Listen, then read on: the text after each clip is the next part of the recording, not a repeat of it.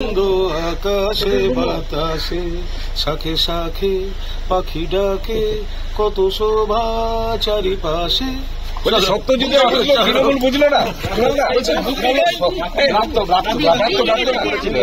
তার সঙ্গে বৈঠক ব্রাত্য বসুর সঙ্গে একই গাড়িতে এলেন দেখলাম। কি হলো, আপনার দুঃখ মিটলো কি? আপনি সেখানে গান গেয়েছেন। এইসবের কোনো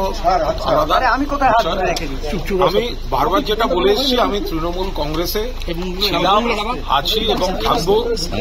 আমার নেত্রী মমতা বন্দ্যোপাধ্যায়, আমার নেতা অভিষেক বন্দ্যোপাধ্যায়, মানে এটা একটা তৃণমূলের একটা পরিবারে আমি বারবার বলে এসেছি, আমার পদ থাক না থাক আমি কর্মী সমর্থক হয়েও আমি তৃণমূলেই থাকবো।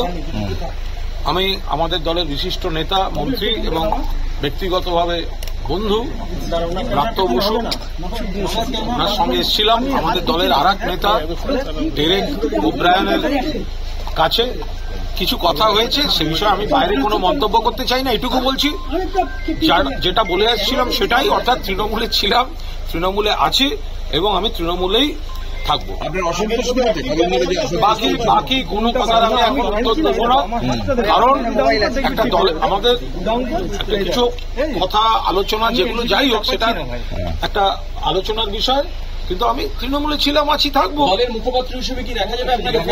আমি এই বিষয়গুলো তো সব আগে উত্তর দেওয়া হয়েছে, ফলে আমি বলছি আমি দলে ছিলাম, আছি, থাকবো। আর একটু সময় দিন না, সব দেখা যে অসন্তোষ আপনার ছিল, খারাপ লাগা ছিল, সেটি কি মিটলো এখন আজকে বৈঠকের পরে? এইভাবে তো দুম করে হ্যাঁ না এগুলো না, আমি এইটুকু বলছি যে আমি তৃণমূল কংগ্রেস পরিবারের একজন গর্বিত সদস্য এবং আমার মনে হয় আমার দলও আস্থা রেখে, স্নেহ রেখে আমাকে দলের সঙ্গে থাকার অধিকার যে।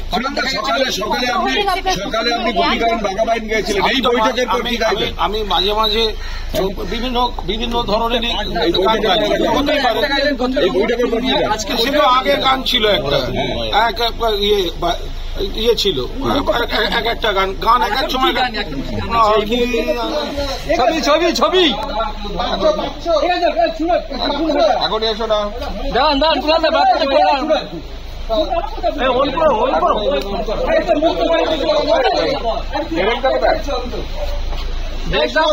অডিও আছে, দেখো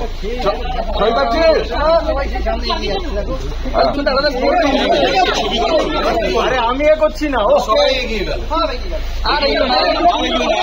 আমি এ করছি, পরে